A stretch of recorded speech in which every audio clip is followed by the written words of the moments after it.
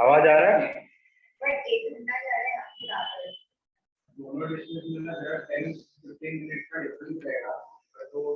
Ma'am आपको आवाज आ रहा है क्या? हेलो। हाँ सर, आवाज आ रहा है। ओके ओके, ये बात करो।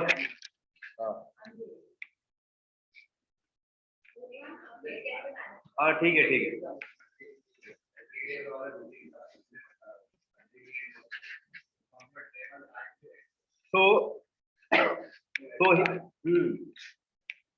थैंक गॉड ये ध्यान में आ गया कि आप रख करेंगे।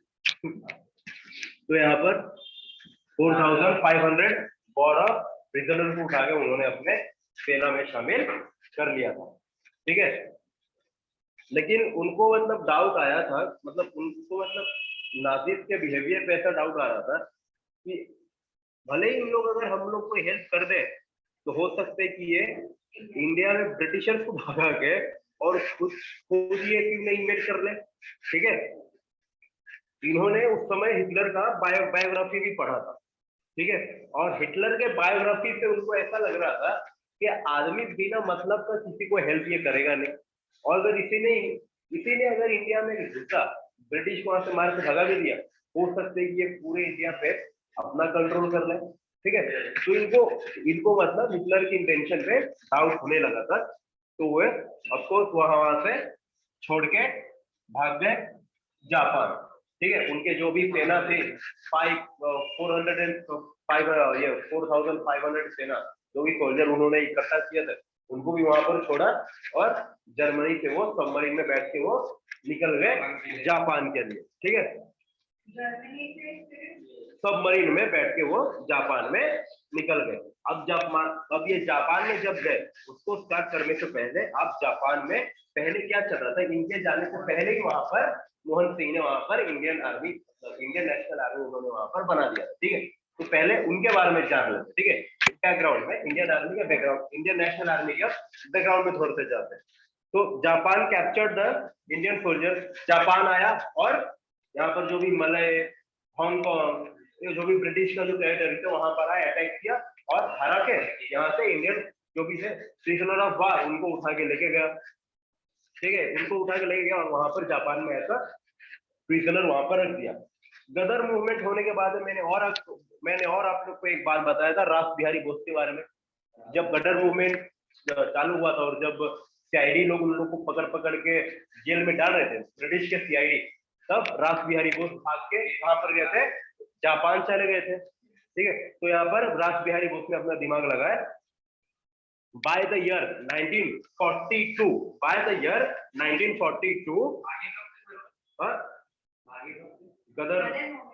गदर मूवमेंट में जब सीआईडी छापे मार रहे थे और उठा के जेल में डाल रही थी, तभी वहां से छुप के भाग गए थे जापान। ठीक है, by year 1942 Ras Bihari Bose established the Indian Independence League by the support of the British government. ठीक है, रास बिहारी बोस एस्टैब्लिश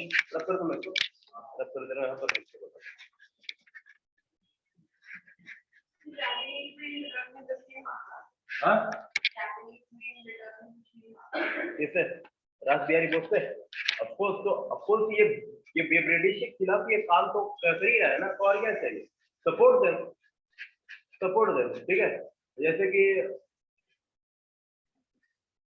जो पाकिस्तानी है वो कश्मीर को सपोर्ट क्यों करे, because they are terrorist. Whole Kashmir में वहां के टेररिस्ट को क्यों सपोर्ट करते, because they are against India, इसके लिए वो उनको सपोर्ट करते हैं ना। तो रास बिहारी बोस किसके लिए सपोर्ट कर रहे हैं, because he was against the British.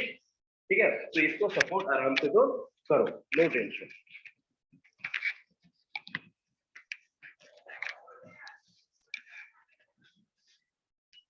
ठीक है,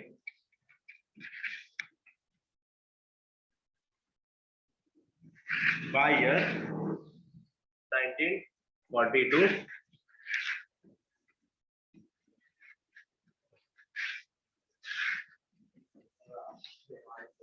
रास Bihari Bose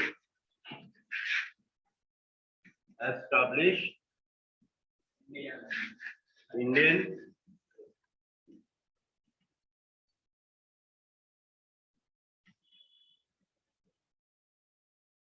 Indian Independence League by support of their by support of British support of British मतलब ब्रिटिश ही उन्होंने सपोर्ट करें कि ले भाई तू हम लोग को बर्बाद by support of the Japanese government, ठीक है। By year 1942 Rasbihari Bose establish the Indian Independence League by the support of the Japanese government in Japan, ठीक है। आगे चल के इन्होंने और डिमांड रखा जापानीज गवर्नमेंट से कि क्यों ना हम इस लीग का हम लोग एक आर्मी भी बना लेते, ठीक है। इन लोग का हम लोग एक आर्मी भी बना लेते जिसका आर्मी का नाम रहेगा इंडियन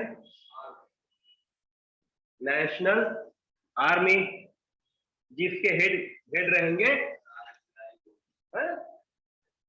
जिसके हेड रहेंगे यहाँ पर कौन रहेंगे हेड यहाँ पर मोहन सिंह ना, कैप्टन मोहन, ठीक है। कैप्टन मोहन सिंह कौन से ईशा बोलो बोलो बोलो बोलो। हाँ मैंने वो बैकग्राउंड मैंने दे दिया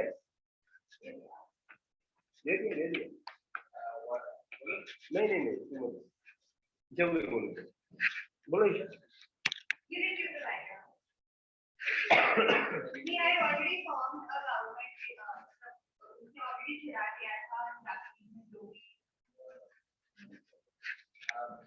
ये पहले ये कहते थे ना ब्रिटिश 70,000 सोल्जर्स लेके ये सारे कहते हैं पूरा जापान इन्वेड ना कर दे जो भी है साउथ ईस्ट एशिया में जितने भी उनके टेरिटरी थे ब्रिटिश की जितने भी टेरिटरी थे, तो मोहन सिंह के कैप्टन मोहन सिंह के अंदर में मलई पे इन लोग ने सेना का टुकड़ी भेजा था। He was the captain of British Indian army इन मलई, ठीक है। तो उनको भी यहाँ पर उठा के इन्होंने बंदी बना लिया था। तो जब रासबिहारी बोस ने बोला था कि इंडियन इंडिपेंडेंस लीग का एक आर्मी भी होना चाहिए, तो ये आर्मी का नाम रखा था इंडियन नेशनल आर्मी, जिसके ऑफ कोर्स हेड थे Mohan Singh.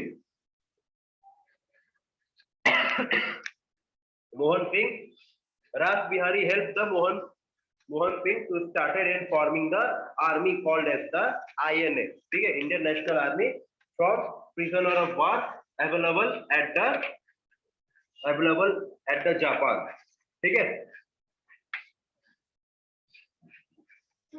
Mohan Singh was already had formed army in Japan. Mohan Singh In Malaysia, sorry, in Malaysia. Malaysia 70,000. Malaysia पे अरे मोहन सिंह ने ब्रिटिश के अंडर में ब्रिटिश कोई तो एक कैप्टन था मेन हेड, इसको आपको मतलब एग्जांपल देके समझाना पड़ेगा। देखो मुझे लग रहा है कि मतलब मलय मतलब मेरे जितने भी टेरिटरी है साउथ ईस्ट एशिया में जितने भी टेरिटरी है वहां पर जापानी आके कब्जा कर लेते, ठीक है। Suppose you are Mohan Singh, ठीक है। तो मैंने आपको बोला कि ये लो मोहन सिंह कुछ स्टाइलिश है या अगर ब्रिटिश, तो मैंने बोला कि ये लो मोहन सिंह ये आर्मी लेके तुम वहां पर जाओ मलय में, और तुम मेरा जो मलय का वहां पर जो टेरिटरी है तुम वहां पर जाके वहां पर तो उसको तुम प्रोटेक्ट करोगे जापानी आर्मी के खिलाफ, ठीक है। जापानी आर्मी आए वहां पर अटैक किया, आपको हराया और आपको बंदी बना के लेके गए, ठीक है। आपको जब जापान में ले जाके बंदी बनाया तब वहां पर फिर रासबिहारी बोस वहां पर वो चला रहे थे इंडियन इंडिपेंडेंस लीग। तो रासबिहारी बोस ने डिमांड रखा कि क्यों ना हम इसे वेपनाइज कर देते हैं, हम इसका भी एक आर्मी बना देंगे जिसका हम नाम रखेंगे इंडियन नेशनल आर्मी, ठीक है। उसको तो हमने तो रख लिया, लेकिन रासबिहारी बोस के तो इतना मतलब उनको एक्सपीरियंस तो नहीं था कि how to handle the soldier, how to train the soldier, how to lead a soldier. तो यहाँ पर कौन है भाई, तो हमने इंडिया से उठा चलाया और प्रिजनर के बाद एक मोहन सिंह को, ठीक है। तो ये मोहन सिंह को उठा के वहां पर ऐसा चीफ वहां पर लगा दिया गया, ठीक है। अब क्लियर हुआ चंदे, ऐसे समझ गए,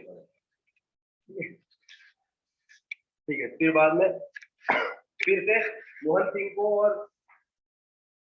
को और आप ये दोस्तों पिक्चर आउट वापस वापिस इन लोगों को डाउट हुआ कि कहीं ये जापानी लोग इतने क्रूर, मतलब उस समय जापानी लोग सबसे क्रूर थे, मतलब हार्ड हार्टलेस थे वो। जहां जहां से वो जाते थे वो सबको वो मारते काटते, मतलब वो किसी को भी जिंदा नहीं छोड़ते। ठीक है, कभी किसी को वॉर प्रिजनर उठा के रख दिया तो रख दिया, आपको अपनी हिस्ट्री भी पढ़ सकते हो। दे वर द हार्टलेस पर्सन। ठीक है, तो उन लोगों को पता चला कि अगर जापानी लोग जाके इंडिया में हमला करेंगे, ब्रिटिश को हटाएंगे, तो कहीं फिर से ये लोग जाके इंडिया के ऊपर ये कब्जा ना करें। ठीक है, तो ये दोनों का जो मोहन सिंह थे यहाँ पर हेड, उन्होंने कुछ अपने डिमांड रखी कि जब मैं इंडिया की तरफ में जाऊंगा हमला करने, तो मतलब मुझे जापान गवर्नमेंट के ऊपर से मुझे कोई भी प्रेशर नहीं आना चाहिए, मैं ही अकेला रहूंगा जो मैं अपने आर्मी को मैं लीड करूंगा। ठीक है, तो उस समय ही इनके जो आर्मी थी उसको डिस्बैंड कर दिया और फिर से मोहन सिंह को उठा के जेल में डाल दिया।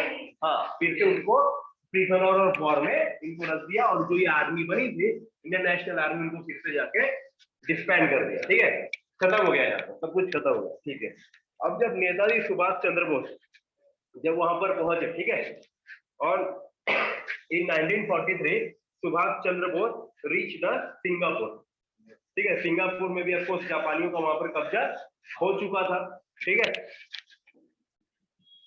in 1943 both reached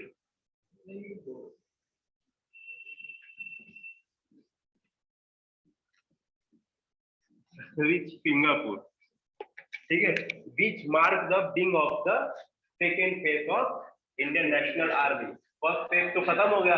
ठीक है, अब जब सुभाष चंद्र बोस जाके वहां पर जब वो अपना आर्मी फॉर्म करेंगे, तब वो रहेगा सेकेंड फेज। ठीक है, तब वो रहेगा सेकेंड फेज। नाउ सिंगापुर में जब हो जाएंगे तब वो स्टार्ट हो जाएगा second phase of INA, Indian National army. Army ठीक है,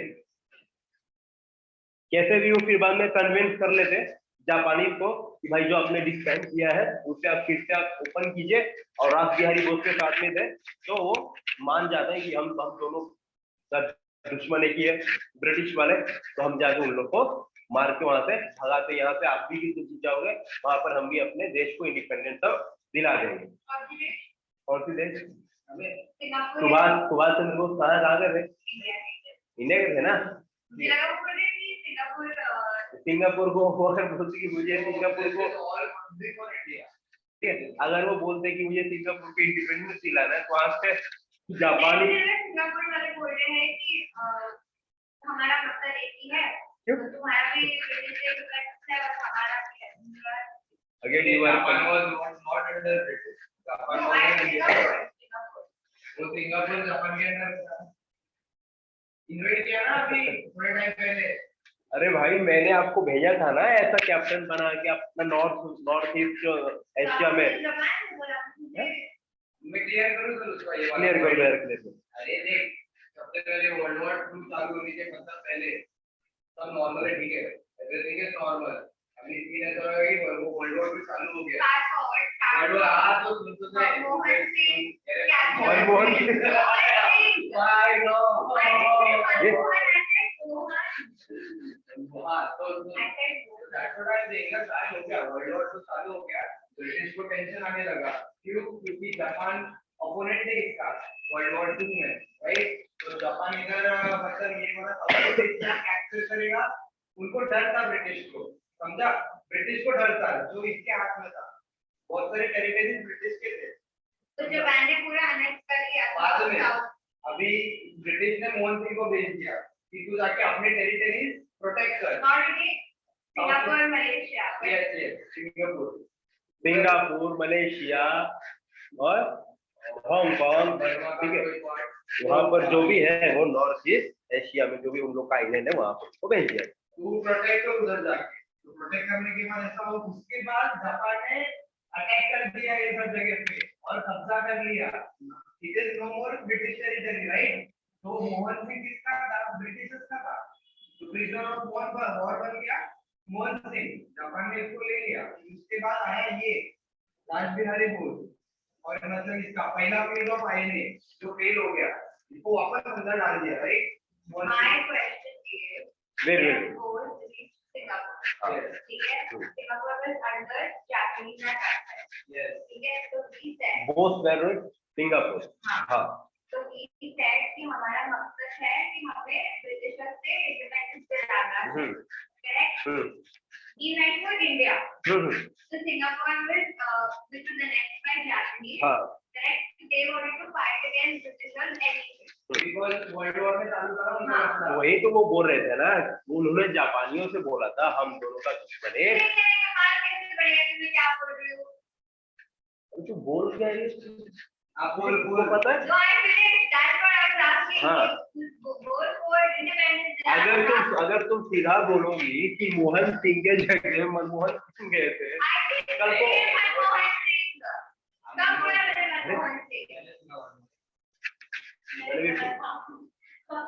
तीनों लोगों ने तो सुनाई दी। गलती से निकल गया। जल्दी से निकल जाता तो तीनों लोग एक साथ कैसे नहीं, गलती से निकल गया। तो year now I will say this, यहाँ पर जो यहाँ पर ये गए थे, ये रास बिहारी बोस, वो रास बिहारी बोस नहीं, वो राहुल गांधी थे। ऐसा तो नहीं हो सकता, ठीक है? जो भी थे वो थे, ठीक है? तो फिर बाद में हाँ क्लियर हुआ ना क्लियर? ओके। तो बोस ने ये बोला जापानी से, ठीक है? सिंगापुर से नहीं बोला, जापानी से बोला कि हम दोनों का दुश्मन है ब्रिटिश, हम दोनों साथ में लड़ेंगे, हम लोग को मिल जाएगा अपना इंडिपेंडेंस, इंडिया का इंडिपेंडेंस, और आप लोग ब्रिटिश को यहाँ पे हराने में कामयाब हो जाओगे, ठीक है? तो फिर से यहाँ पर बोस, वो जो रास बिहारी बोस और सुभाष चंद्र बोस दोनों ने मिलकर फिर से अपना जो था ये इंडियन नेशनल आर्मी, उसको फिर से खड़ा कर दिया, ठीक है? जिसको बोलते हैं second phase of Indian National army, ठीक है? तो Subhash Chandra Bose started the women regiment in the Indian National Army. He called them the Rani Lakshmibai Regiment. Captain थी उनकी कैप्टन लक्ष्मी स्वामीनाथन, ठीक है? Captain Lakshmi Swaminathan, first female infantry fighting unit in the military history, है ना? First female infantry fighting unit in the military, ठीक है? ये history में हुआ था, ये पहली बार सुभाष चंद्र बोस ने किया था कि पूरा एक मिलिट्री का फौजी उन्होंने फीमेल्स का रख दिया, ठीक है? तो आप बोलोगे कि सर जब पहली बार फीमेल्स यहाँ पर आई तो इसका मतलब तो पहले तो फीमेल्स नहीं जा रही थी ना वॉर में, तो यहाँ पर तो आर्मी में लिया गया प्रिजनर ऑफ वॉर में, तो सिर्फ मैन ही थे ना, तो ये फीमेल कहाँ से है? सही बात है ना, ऐसा डाउट आना चाहिए। तो देखो जब सुभाष चंद्र बोस ने जब अपना आर्मी बनाना स्टार्ट किया था, तो जो भी इंडियंस थे जो बाहर थे, ठीक है? बाहर तो मतलब पहले भी थे ना, कटर मूवमेंट के टाइम भी बाहर थे, रिवोल्यूशनरी फेज 1 में भी बाहर थे, 2 में भी बाहर थे, तो बाहर से बहुत सारे पैसे भी आने लगे, ठीक है? इनको सपोर्ट करने के लिए बहुत सारे फंड्स भी आने लगे थे, पैसे आने लगे थे, और वहां से काफी सारे लोग भी आ रहे थे, लेडीज जेंट्स, मतलब सब लोग वहां पर आ रहे थे, ठीक है? वहां पर लेडीज का भी पार्टिसिपेशन बहुत ज्यादा हो रहा था, ठीक है? दूर दूर से लोग आ रहे थे कि हम भी अपने देश के लिए कुछ करना चाहते हैं और हम भी बोस जी के आर्मी में हम जाके सम्मिलित होना चाहते हैं, हमको भी पार्टिसिपेट करना है। तो उन्होंने एक सेपरेट वुमेन्स के लिए उन्होंने रेजिमेंट भी बना दिया, ठीक है? रानी लक्ष्मीबाई रेजिमेंट, जिनकी कैप्टन थे लक्ष्मी स्वामीनाथन, ठीक है? Lakshmi Swaminathan, there also a brigade name was Gandhi brigade, Azad brigade, Nehru brigade and Subhash brigade, ठीक है? तो ये 4 उन्होंने ब्रिगेड अच्छे से बना के रखे थे। यहाँ पर सबसे खास बात यह था कि यहाँ पर कोई भी सोशल डिस्क्रिमिनेशन ना ही जाति के नाम पे हो रहा था और ना ही धर्म के नाम पे हो रहा था। सब जन एक साथ खाएंगे, एक साथ हम लोग एक दूसरे के साथ ही हम रहेंगे, हमें कोई भी यहाँ पर भेदभाव नहीं करना है, ठीक है? ओके, फिर से यहाँ पर in 1944 the Indian National Army shifted its headquarters from Singapore to Rangoon in Burma. ठीक है। इन 1944 को सुभाष चंद्र बोस ने रंगून से फिर यहाँ पर यहाँ पर शिफ्ट कर दिया, सिंगापुर से रंगून में चालू कर उन्होंने शिफ्ट कर दिया। इन 1944 में सुभाष चंद्र बोस ने अपना जो आर्मी का जो हेडक्वार्टर था वो सिंगापुर से वो रंगून में वो बर्मा में उन्होंने शिफ्ट कर दिया, क्योंकि वहां से उनको इन्वेड करने में या उनको पास करके अटैक करने में उनको वो इजी पड़ता। ठीक है। INA under the leadership of Subhash Chandra Bose reached India for the first time। First time ये इंडिया में पहुंचे थे मार्च 1944 को। ठीक है। And fought against the British in the north east part of India. ठीक है। पहली बार सुभाष चंद्र बोस के अंदर मार्च 1944 में ये पहली बार इंडिया में पहुंचे थे और फाइट किया था ब्रिटिश से। कहां पर? नॉर्थ ईस्ट रीजन में। नॉर्थ ईस्ट रीजन में इन्होंने अपना ब्रिटिश के साथ फाइट करना चालू कर दिया था। ठीक है। विद द डिफीट, ठीक है, ये युद्ध अभी चल रहा था, लेकिन तब से बाद में वहां से खबर आ गया कि विद द डिफीट ऑफ, मतलब युद्ध ये बहुत साल इन्होंने कंटिन्यू भी किया, लेकिन with the defeat of Germany and Japan in second world war had suspended the INA। ठीक है, Indian national Congress, sorry Indian National army, और अप्रैल 19 हाँ ऑफ कोर्स जस्ट इसके पहले हिरोशिमा, मतलब यूएसए ने जापान का कमरी तोड़ दिया। ठीक है। जापान को उन लोगों ने कहीं का नहीं छोड़ा था। ठीक है। तो जर्मनी और जापान के हार के वजह से वहां पर हिटलर भी मर गया था और यहाँ पर जापान के ऊपर भी बॉम्ब गिरा दिया था। तो ऑफकोर्स अप्रैल 1945 को Indian National Army was surrendered. ठीक है, सरेंडर्ड, were surrendered। लेकिन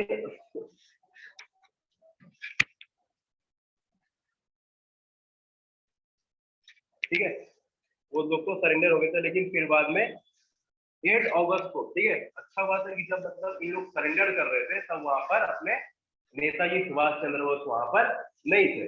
ठीक है। तो मतलब ट्रैवल कर रहे थे, जा रहे थे जापान। ठीक है, अपने मीटिंग के बारे में उन लोग से डिस्कस करने की अब आगे हमें क्या करना चाहिए। तो when he was flying on 18 August 1945 he was dead in the plane crash in Taiwan. ठीक है, ताइवान में इनका प्लेन क्रश हो गया था और 18 अगस्त 1945 में इनका प्लेन क्रैश हो गया था। ठीक है। अब तो सरेंडर, अब तो सुभाष चंद्र बोस जी भी शहीद हो गए और जो जितने भी पकड़े गए थे आईएन से, मतलब इंडियन नेशनल आर्मी के जितने भी लोग पकड़े गए थे, उसके ऊपर कौन भड़केगा? ब्रिटिश। कि तुम लोगों को तो हमने भेजा था वहां पर, तुम तो हमारे आर्मी थे, तुम लोगों ने हमको ही मारना चालू कर दिया, इसका मतलब तुम लोग गद्दार हो, अब तुम्हें हम छोड़ेंगे नहीं बेटा। ठीक है। तो यहाँ पर कौन था? लॉर्ड वाइसरॉय कौन था यहाँ पर? Lord Wavell. ठीक है, ठीक है, 1945 के आसपास कौन था? लॉर्ड वेवेल ही था ना। लॉर्ड वेवेल ने बोला कि ठीक है, मैं वेवेल फ्रेंच को ला रहा हूँ और उसको डिस्कस करने के लिए मैं वाइसरॉय लॉर्ड वेवेल और सेक्रेटरी ऑफ स्टेट उस समय का नहीं, ही वाज द गवर्नर। तो वेवेल्स ने वही बोला कि मैं यहाँ पर पॉलिटिकल लीडर्स को तो मैं छोड़ दूंगा क्योंकि मुझे अपना प्लान डिस्कस करना है, लेकिन जो यहाँ पर जो इंडियन नेशनल आर्मी जो है यहाँ पर जो जिसने सरेंडर किया है उसे मैं नहीं छोड़ने वाला, उन लोगों को मैं बराबर में पनिशमेंट में दे के रहूंगा। ठीक है। तो officers of Indian National Army was taken to the court martial at Red Fort of Delhi on November 1945। ठीक है। And May 1946 around 10 court martial were held, ठीक है। तो मतलब नवंबर 1945 को इन लोग को लेके गए थे वो रेड फोर्ट में इनके कोर्ट मार्शल करने के लिए, और मई 1946 आते आते 10 लोगों को यहाँ पर कोर्ट मार्शल कर दिया गया था, ठीक है। तो first off there was joint court martial of the colonel Prem Prem Sehgal.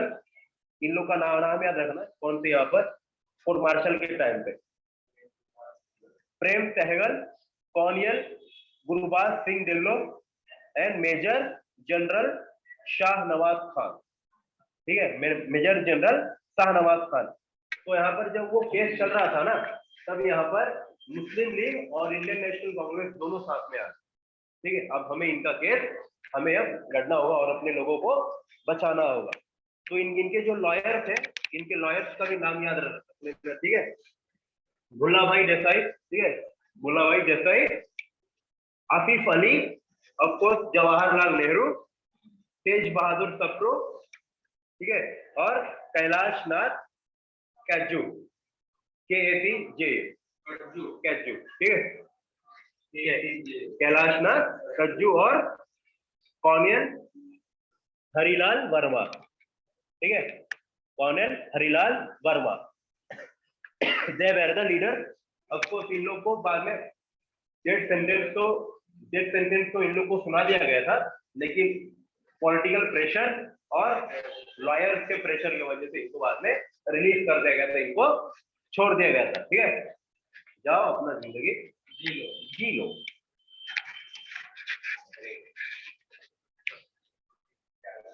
Bye.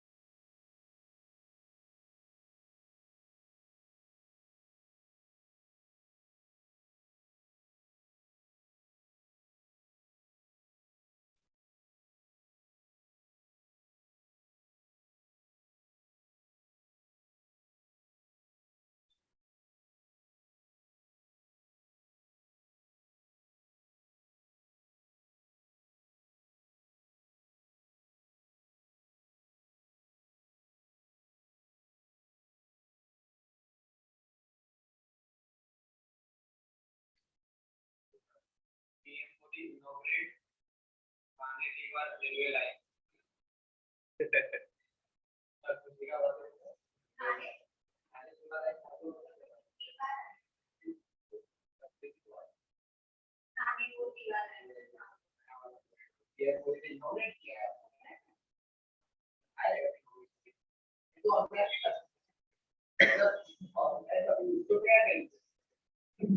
एक रूम में ऐसा रहेगा, उसके लिए सब सेटअप रहेगा, और फिर इसके रूम में कुछ काटेगा। ये वो आया है।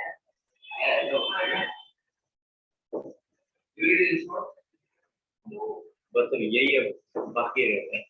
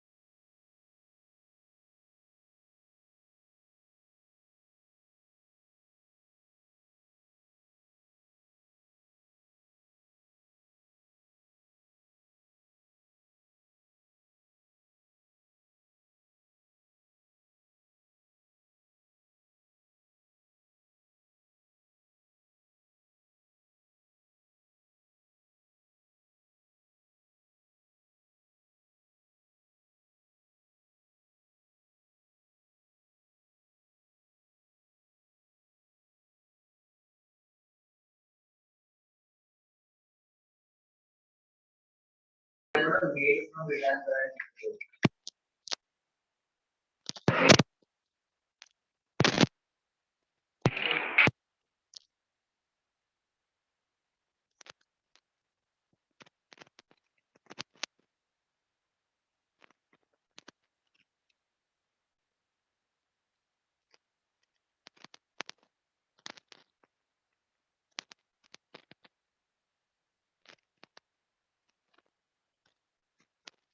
अभी भागना पड़ेगा, ठीक है। तो इंडियन नेशनल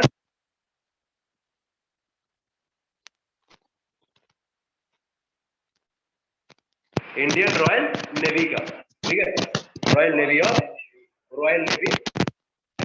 उन लोग का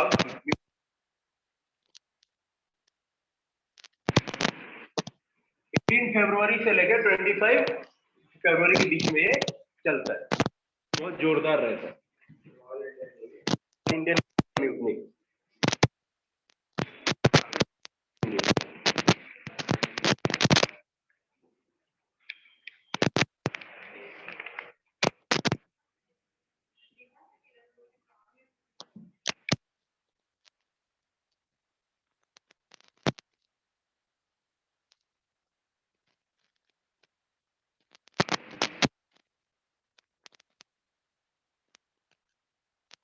नेवी का स्टार्टिंग कैसा रहा?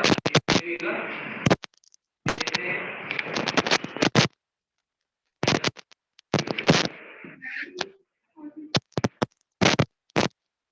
ये स्टार्ट हुआ था 8 से लेके 25 में ये खत्म, ठीक है। So on 18 February 1940 session of non commission officer and soldier known as the rating, ठीक है। उन लोग मतलब रेटिंग ऐसा बोला जाता है क्योंकि उन लोग अभी कमीशन नहीं हुए, वो कमीशन होते होने वाले नॉन कमीशन ऑफिसर रहते उन लोगों को मतलब बोला जाता है रेटिंग, ठीक है। जो मतलब रेटिंग के ऑफिसर थे वो सर्विंग कर रहे थे रॉयल इंडियन नेवी में। They muted against the British officer, ठीक है। Mutiny started as the strike by the rating to protest against the hardship on pay food and racial discrimination, ठीक है।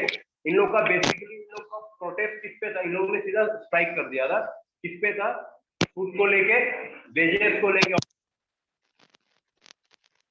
इन लोग के साथ जो भी ब्रिटिश जो यहाँ पर कमीशन, ये जो लोग साथ में आ रहे थे, ठीक है, इंडियन और ब्रिटिश अगर यहाँ पर साथ में आ रहे थे, ठीक है, तो इनके साथ आए हुए लड़के वो कमीशन होके ऑफिसर बन जा रहे थे और ये बेचारे इंडियंस को अभी तक से उन लोगों ने नॉन कमीशन ही रखा था, ठीक है। इन लोग ने रेटिंग के बेस पे ही रखा और बाकी के जो ब्रिटिश ऑफिसर थे उन लोग ने कमीशन करके उन लोग ने ऑफिसर बना के रख दिए थे, ठीक है।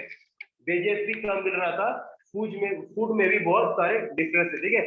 Difference in the wages, difference in the food and racial discrimination, ठीक है। At the same night, the Naval Central Strike Committee was created, ठीक है। आज सुबह स्ट्राइक चालू हुआ और उसी रात को उसी शिप में उन्होंने एक कमिटी बैठा दिया, नेवल सेंट्रल स्ट्राइक कमिटी,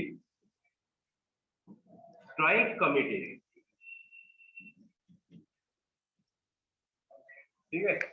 उसी रात को उन लोगों ने ये कमिटी का वहां पर उन्होंने फॉर्म कर दिया, नेवल सेंट्रल स्ट्राइक कमिटी, जिसके प्रेसिडेंट है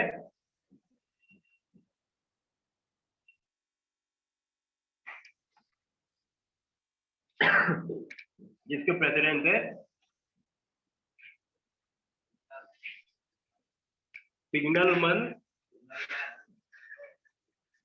MS खान। सिग्नलमैन थे वो, सिग्नलमैन MS खान, ठीक है। ये थे उनके प्रेसिडेंट, ये कमिटी के प्रेसिडेंट थे और इनके थे पता है वो ये पोस्ट है MS खान, सिग्नल वैन, वो तीन ले रहे ठीक है। और फिर बाद में थे पीटी ऑफिसर,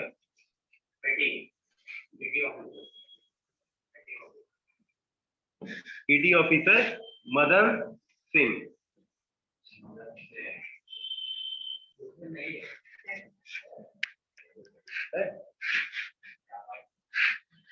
प्रेसिडेंट कौन थे? सिग्नल मैन एमएस खान और वाइस प्रेसिडेंट है पीटी ऑफिसर मदन सिंह। ठीक है। तो स्ट्राइक एंड हड़ताल,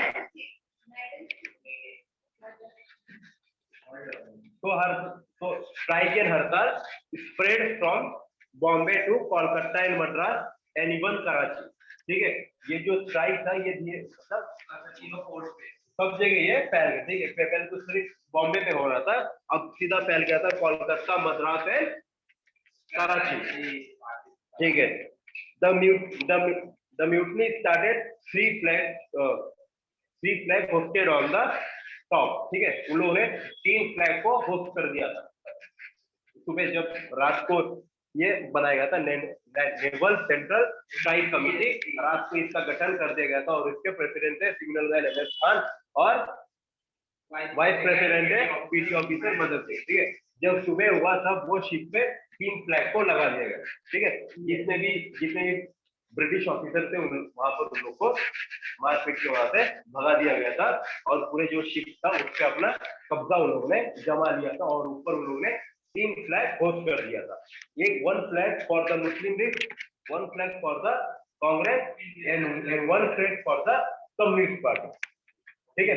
1 flag for the communist party. ठीक है। मतलब हम सब उन लोगों का मेन दिखाना ये था कि हम सब एक है, हम लोग में कोई भी डिस्क्रिमिनेशन नहीं है। ठीक है। जो भी आप जो ये रेशियल डिस्क्रिमिनेशन हमारे साथ कर रहे हो, लेकिन हम लोग में रेशियल डिस्क्रिमिनेशन नहीं है। ठीक है। We all are equal. इसके लिए उन्होंने तीनों फ्लैग को ऊपर उन्होंने लगा के उन्होंने होस्ट कर दिया था।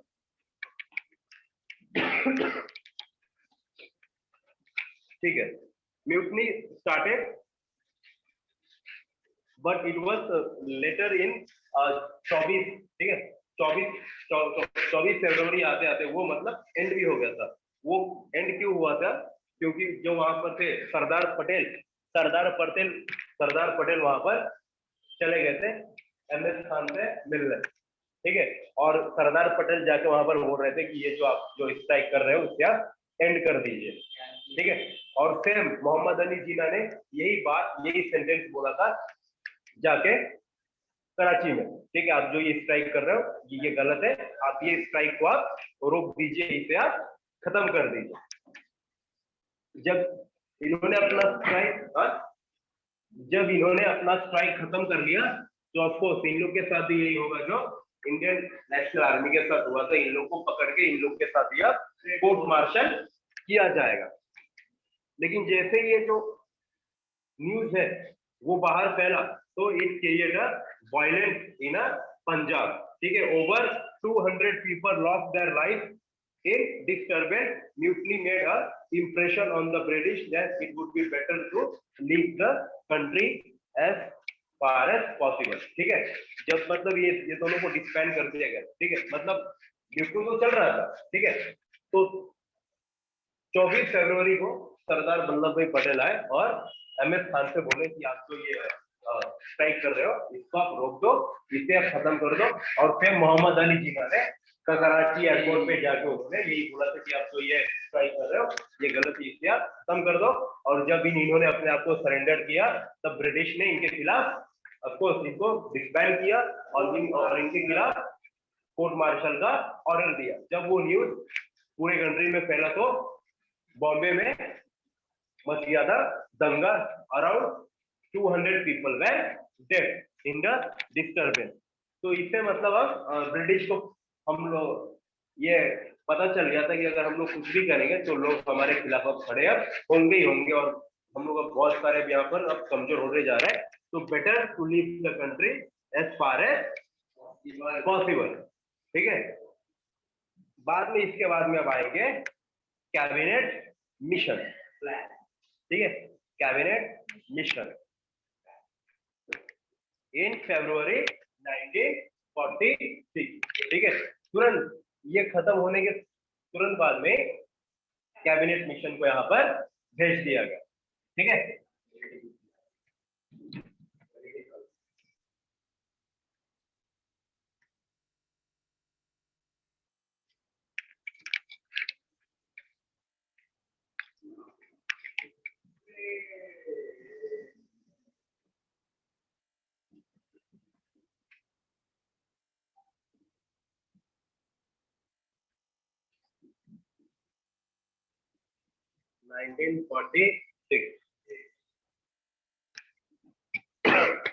Attlee government announced in February 1946, ठीक है, तो कैबिनेट मिशन इन इंडिया। ठीक है, ये कुछ नहीं था, ये बनती है, it was the group of minister. ठीक है, it was the group of the minister, of course there were the 3 people. ठीक है, इसको अनाउंस करने वाला कौन?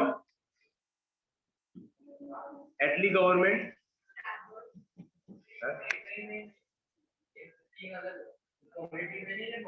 वो 3 अलग और ये 3 अलग। ठीक है, Attlee government announce in 1946, it was the group of minister। ठीक है, it was the group of minister।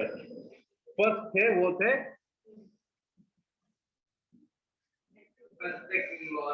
Patrick Lawrence। He was the Secretary of State of India।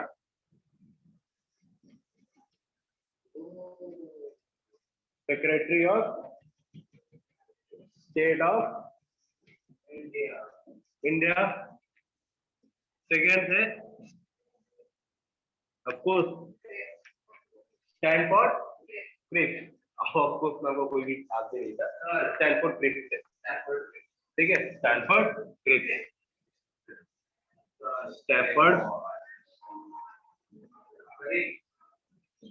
He was the president of Board of Trade।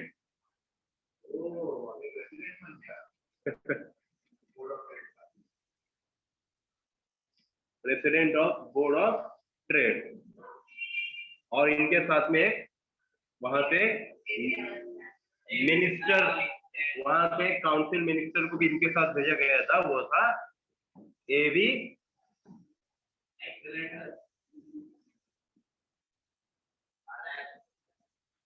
Alexander. ठीक है, they reached Delhi on 24 March 1946। ठीक है, एटली ने announce किया था in 1946 a group of ministers को। ठीक है, सबसे पहले थे Patrick Lawrence, secretary of state of India, then afterward Stanford Cripps, president of board of trade, and A V Alexander, who was the cabinet minister of British parliament. ठीक है, वो India first lord of admiralty. ठीक है, फिर बाद में second one ये दिल्ली में पहुंचे थे ऑन 24 मार्च 1946 को दिल्ली में पहुंच गए थे। Discussion with the Indian leaders of the all parties and groups. ठीक है, discussion with the all Indian leaders, parties and groups. ठीक है, mission put forward it own plan for the solution. ठीक है, देखो अब यहाँ पर डिस्कशन इंडिया के सब पार्टी और सब ग्रुप के लीडर्स के साथ यहाँ पर डिस्कशन चल रहा था, लेकिन ऑफकोर्स यहाँ पर कोई भी सॉल्यूशन नहीं निकल पा रहा था। यहाँ पर मुस्लिम लीग, यहाँ पर कांग्रेस, जहां भी जाते थे वो वहां पर झगड़ते रहते थे, इसके लिए कोई भी सॉल्यूशन निकल के नहीं आ पा रहा था। ठीक है, तो यहाँ पर जो सिक्स के जितने भी मेंबर्स थे उन लोग भी ये सबसे परेशान हो गए और उन लोगों ने अपने पास से एक सॉल्यूशन सामने रखा। ठीक है, आप लोग से कुछ नहीं हो पाएगा, तो हम लोग अपना सॉल्यूशन सामने रखते हैं। तो mission put forward it own plan for the solution of the constitutional problem in May 1946। ठीक है, May 1946 को इन्होंने खुद अपना प्लान सबके सामने रखा। फर्स्ट वन वाज, जो उनका पहला पॉइंट है, पहला फीचर है इसका, वो है rejection of demand of full fledge Pakistan. ठीक है, इन लोगों ने पाकिस्तान का डिमांड को उन्होंने नकार दिया। ठीक है, हम लोगों को ये पाकिस्तान नहीं देना चाहिए। ठीक है, पार्टीशन नहीं होना चाहिए, हम लोग को अलग सा पाकिस्तान नहीं बनाना चाहिए। Grouping of the existing provincial assembly into the 3 section A, B and C। ठीक है, यहाँ पर जो भी एग्जिस्टिंग जो प्रोविंस है वहां पर इन लोग ने 3 फेज में इन्होंने उसको डिवाइड कर दिया था, 3 ग्रुप में इन्होंने उसको डिवाइड कर दिया था, A, B एंड C। ठीक है, सेक्शन A में लिख दे रहा हूं,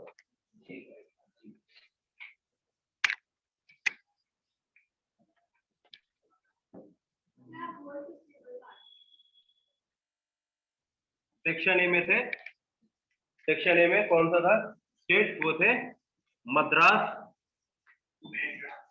बॉम्बे,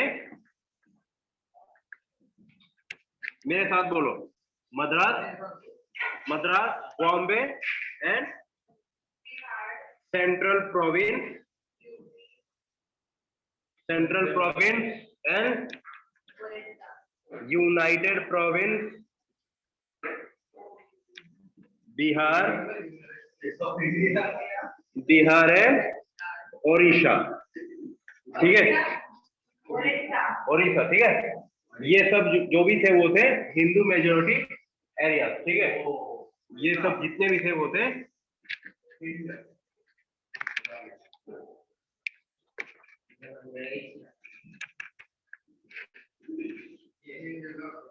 ये सब जितने भी स्टेट थे या ये जितने भी प्रोविंस थे ये थे हिंदू मेजोरिटी एरिया। ठीक है ना, थोड़े से ऑनलाइन स्टूडेंट का कुछ पता लगेगा।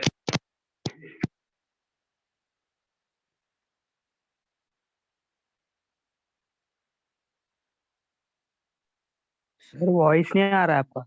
Hello, hello sir.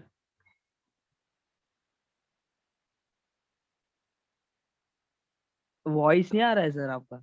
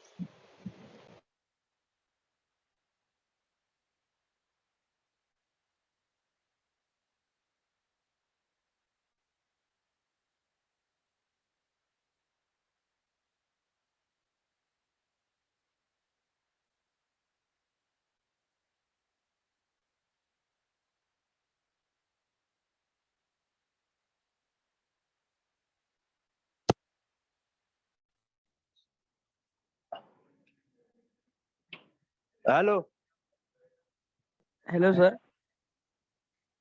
आवाज आ रहा है? हाँ हाँ, यस। ओके, ठीक है, चलो ठीक है। आप लोगों को कहाँ तक समझ में आया?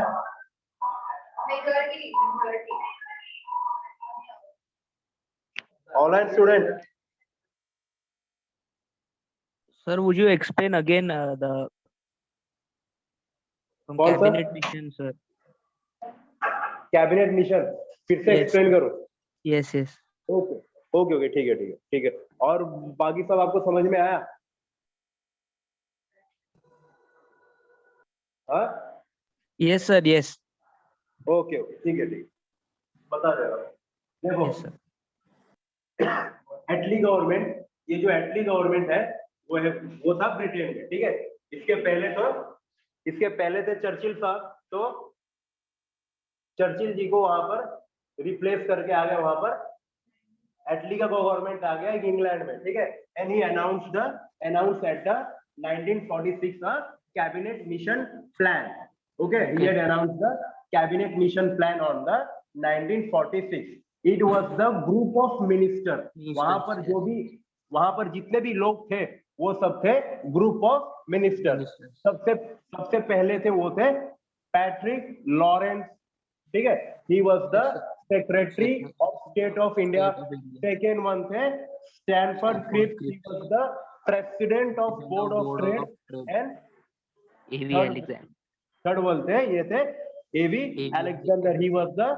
he was the cabinet minister of the British parliament. ठीक है, ये सब डिक्लेयर होने के बाद में they arrived on the Delhi on 24 March 1946.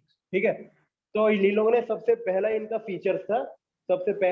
Features ये था कि जो भी आप जो ये डिमांड कर रहे हो पाकिस्तान का, ये यहाँ पर नहीं बनना चाहिए. ठीक है, it was the rejection of partition of India. ठीक है, जो भी मोहम्मद अली जिन्ना और जो मुस्लिम लीग जो डिमांड कर रही थी कि हमें अलग सा पाकिस्तान चाहिए, तो यहाँ पर it was the rejection of Pakistan, it was the rejection of partition of India. ठीक है, इन लोगों का सबसे पहला पॉइंट था कि जो आप जो ये पाकिस्तान मांग रहे हो इसे हम रिजेक्ट करते हैं. ठीक है, it was the rejection of demand of full fledge Pakistan. ठीक है, okay. Second features was the existing provincial assembly. पहले मतलब जितने भी प्रोविंस थे, मतलब जितने भी स्टेट्स थे ना पहले, जिसको मतलब बोला जाता है प्रोविंस, उसको अब हम लोग ग्रुप में अब डिवाइड करेंगे. ठीक है, group A, group B and group C. वैसे ही पहले लगाया गया था section A, you can say, और ग्रुप ए. ठीक है, ग्रुप ए में आया था Madras, Bombay, central province, united province, Bihar and UP. ठीक है, this were the group A was a Hindu majority area. ठीक है, this were the Hindu majority area. ठीक है,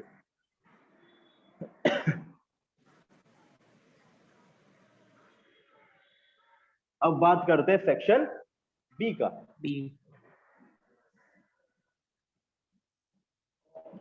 सेक्शन बी में आएगा पंजाब,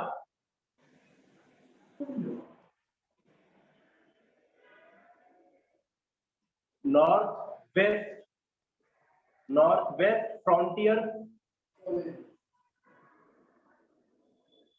फ्रंटियर्स मतलब आप लोग समझ गए ना, वो नॉर्थ वेस्ट फ्रंटियर, वो ऊपर के साइड के, अफगानिस्तान साइड के, वो सब अभी जहां पर पाकिस्तान है, बलूचिस्तान, तो उसे बोलेंगे हम नॉर्थ वेस्ट फ्रंटियर. ठीक है, प्लस सिंध. मतलब आप मान के चलो कि ऊपर के जितने भी थे ना, वो ये पंजाब और पाकिस्तान साइड का. ठीक है, तो वो सबको मिला के इन लोगों ने बना दिया था सेक्शन बी, जिसमें आ रहा था पूरा पंजाब, नॉर्थ वेस्ट फ्रंटियर और Sindh. This are the Muslim majority area. ठीक है, मुस्लिम मेजॉरिटी एरिया. फिर से इन लोगों ने बनाया था सेक्शन सी. सेक्शन ई में थे बंगाल एंड आसाम. ठीक है, बंगाल एंड आसाम. अगेन यहां पर थे मुस्लिम मेजॉरिटी एरिया. ठीक है, यहां तक सबको समझ में आया? ऑनलाइन स्टूडेंट नहीं ना, बस नहीं होगा. मुझे आज इंडिया का इंडिपेंडेंस करना ही है. हाँ, तो होने दो, साथ से मुझे कुछ पढ़. समझ में आ रहा है?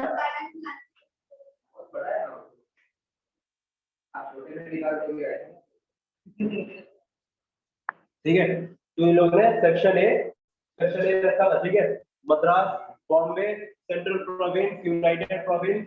ठीक है, बिहार है, Orissa. This were the Hindu majority area.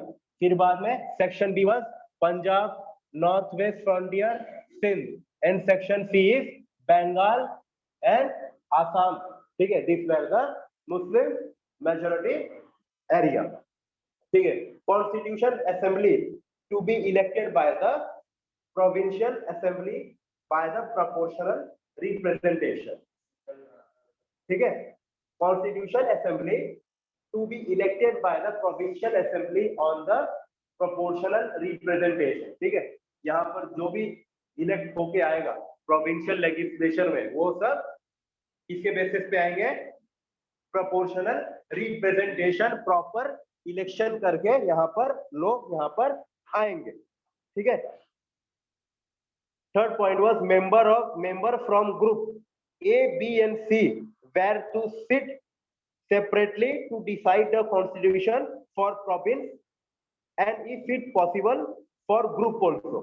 ठीक है, जैसे कि इन लोगों को सबको एक साथ मतलब अलग अलग बैठना है. ठीक है, जैसे कि ए प्रोविंस में, प्रोविंस ए में, प्रोविंस ए के लोगों को एक साथ मतलब बैठना है और अपने सेक्शन ए के लिए एक अलग सा कॉन्स्टिट्यूशन बनाना है. ठीक है, एक अलग सा कॉन्स्टिट्यूशन बनाना है सेक्शन ए के लिए. वैसे ही सेक्शन सी के लोग एक साथ बैठेंगे और सेक्शन सी के लिए एक अपना अलग सा कॉन्स्टिट्यूशन बनाएंगे. वैसे ही सेक्शन बी के लिए इनके ग्रुप में जितने भी लोग हैं वो एक साथ बैठेंगे और इन लोग अपने लिए एक अलग सा कॉन्स्टिट्यूशन बनाएंगे. ठीक है, और अगर हो सका तो मद्रास भी अपने लिए अलग सा एक कॉन्स्टिट्यूशन बनाएगा, बॉम्बे भी अपने लिए एक अलग सा कॉन्स्टिट्यूशन बनाएगा, सेंट्रल प्रोविंस भी अपने लिए अलग सा कॉन्स्टिट्यूशन बनाएगा. ठीक है, ये सबको अपने लिए अलग कॉन्स्टिट्यूशन बनाएंगे और प्लस ग्रुप का भी अलग कॉन्स्टिट्यूशन इन लोग को बनाना है. ठीक है, ये सब खत्म होने के बाद में ये तीनों, यहाँ तक समझ में आ रहा है? यहाँ तक समझ में आ रहा है पक्का? जब ये तीनों का जब कॉन्स्टिट्यूशन बन जाएगा तब ये तीनों को साथ में बैठना है और यूनियन का, सेंट्रल का कॉन्स्टिट्यूशन बनाना है. ठीक है, जब ये तीनों का कॉन्स्टिट्यूशन बन जाएगा तब ये तीनों को साथ में बैठना है और सेंट्रल का कॉन्स्टिट्यूशन इन लोग को साथ में मिलके बनाना है. ठीक है, province were to have the full autonomy and residual power. ठीक है, प्रोविंस को हम लोग पूरे अपने ऑटोनॉमी देंगे, फुल पावर. इसका मतलब जो सेंटर जो था वो वीक था. ठीक है, यहाँ पर जो सेंटर रहेगा वो वीक रहेगा. यहाँ पर मतलब जो सेंटर में जो मिनिस्ट्री रहेगी वो वीक रहेगी, उससे ज्यादा पावर रहेगा प्रोविंस के पास. ठीक है, यहाँ पर डिक्लेयर किया गया था कि 3 tier of executive and legislature at a provincial level. मतलब यूनियन. ठीक है, यूनियन के नीचे अपना सेक्शन और सेक्शन के नीचे प्रोविंस. जैसे कि अब अभी हम लोग का कौन सा टीयर है? 2 tier या 3 tier? 3 tier ना, union, states and local bodies, है ना. तो वैसे ही 3 tier यहाँ पर भी अप्लाई, कैबिनेट मिशन ने भी यहाँ पर 3 tier को अप्लाई कर दिया था. Princely state were now no longer to be under the paramount of the British. ठीक है, जो भी प्रिंसली स्टेट थे अभी वो ब्रिटिश के अंदर वो अब नहीं था. उन लोग की मर्जी थी, उन लोग चाहे तो ये किसी भी ग्रुप में आ सकते, अगर वो नहीं चाहिए तो वो फ्रीली भी वो रह सकते. ठीक है, आफ्टर, लेकिन यहाँ पर भी एक क्राइटेरिया तय गया. ठीक है, अगर कोई भी ये ग्रुप छोड़ के जाना चाहता है, ठीक है, पहला मेरा sentence soon low. After the first general election 5 years a province was to be a free to come out of the group. ठीक है, अगर कोई प्रोविंस को लगता है कि मैं ग्रुप ए में आके मैंने कुछ गलती कर दिया, अगर मद्रास को लगता है कि मुझे ग्रुप ए में नहीं आना चाहिए था, मेरे साथ जाती हुआ है, तो उसे 5 साल तक वेट करना पड़ेगा. इलेक्शन होने के बाद में 5 साल वेट करना पड़ेगा. और अगर वो चाहे तो 5 साल के बाद वो मद्रास ग्रुप ए से बाहर निकल सकता है. ठीक है, यहाँ पर उनको 5 साल वेट करना पड़ेगा और कोई भी प्रोविंस किसी भी ग्रुप से वो बाहर निकल सकता है. ठीक है, फिर बाद में after 10 years a province was to free to call for the reconsideration of the group और द यूनियन कॉन्स्टिट्यूशन। ठीक है, यहाँ पर 10 साल होने के बाद में प्रोविंस अपना कॉन्स्टिट्यूशन में भी फेरबदल कर सकता है। ठीक है, वो अगर ग्रुप से बाहर निकल गया और अगर वो चाहे कि मेरा कॉन्स्टिट्यूशन अलग होना चाहिए और जो यूनियन का जो कॉन्स्टिट्यूशन है वहां पर भी चेंज होना चाहिए, तो वो 10 साल के बाद वो कर सकता है। 5 साल के बाद वो क्या कर सकता है, वो ग्रुप छोड़ सकता है। ठीक है, 10 साल के बाद वो क्या कर सकता है, मतलब और 5 साल वेट करने के बाद में टोटल 10 साल के बाद वो क्या कर सकता है, वो अपना कॉन्स्टिट्यूशन और जो सेंटर में जो कॉन्स्टिट्यूशन है वो उसे भी चेंज कर सकता है। ठीक है, interim government to be form for the constitution assembly. ठीक है, इंटरिम गवर्नमेंट, ठीक है, interim government to be form for the constitution assembly grouping. लेकिन यहाँ पर जो ब्रिटिश है वहां पर बोल रहे थे कि ये जो ग्रुपिंग हो रहा है, ग्रुपिंग मतलब इंपॉर्टेंट नहीं है कि आप सबको ऐसे ही ग्रुप में बंटना है, ग्रुपिंग हुआ था ऑप्शन। ठीक है, यहाँ पर ग्रुपिंग कंपलसरी नहीं था। Jinnah and league objected to the new central government. ठीक है, सबसे इसके पहले जुलाई 1946 को, ठीक है, जुलाई 1946 को इलेक्शन हेल्ड हुआ। ठीक है, election held in the province. ठीक है, जिसको जिन्हा ने या मुस्लिम लीग ने उसका बॉयकॉट कर दिया था। ठीक है, इसका बॉयकॉट कर दिया था कि हम लोग ये प्रोविंशियल इलेक्शन में नहीं जाएंगे। तो फिर बाद में जो ये है कांग्रेस की गवर्नमेंट प्रोविंस में बन गई थी। ठीक है, तो फिर बाद में फिर से मतलब मुस्लिम लीग को भी लगा कि हमें भी जाके ज्वाइन करना होगा। ठीक है, ये प्रोविंशियल गवर्नमेंट में जाके हमको भी जाके ज्वाइन करना चाहिए, नहीं तो बहुत बड़ा हम लोग का ही लॉस होने वाला है। इससे पहले जो भी प्रोविंशियल इलेक्शन हुआ था वहां पर तो मुस्लिम लीग ने पार्टिसिपेट नहीं किया था। ठीक है, उन्होंने बोला था we are going to boycott the provincial election. ठीक है, on 16 August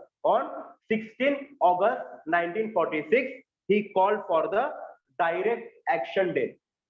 direct action day. ठीक है, मारो काटो कुछ भी करो, किसी भी हालत में हमें पाकिस्तान चाहिए। ठीक है, on 16 August 1946 he called for the direct action day। ठीक है, it lead to the communal violence in the country with 5,000 people killed in the Kolkata in one day। ठीक है, 5,000 लोग यहाँ पर जान गवा चुके थे कोलकाता में सिर्फ एक दिन में। ठीक है, तो सोचो ये मतलब कितना भयानक होगा कम्युनल वायलेंस। ठीक है, क्योंकि जिन्होंने 16 अगस्त को 1946 को उन्होंने डायरेक्ट एक्शन प्लान का उन्होंने प्लान बना लिया था। There was a call for the partition of country on account of the rights। So Sardar Vallabhbhai Patel was the first Congress leader to acknowledge the partition। ठीक है, ये सब खून खराबा देख के सरदार वल्लभ भाई पटेल ने बोला कि भाई अब हम लोग को ये सब बंटवारा करना ही होगा। ठीक है, तो आज ये पर रुक जाते। Thank you for your support, for your precious time। ठीक है, शाम आपको समझ में आया ये क्या नाम है, समय आपको समझ में आया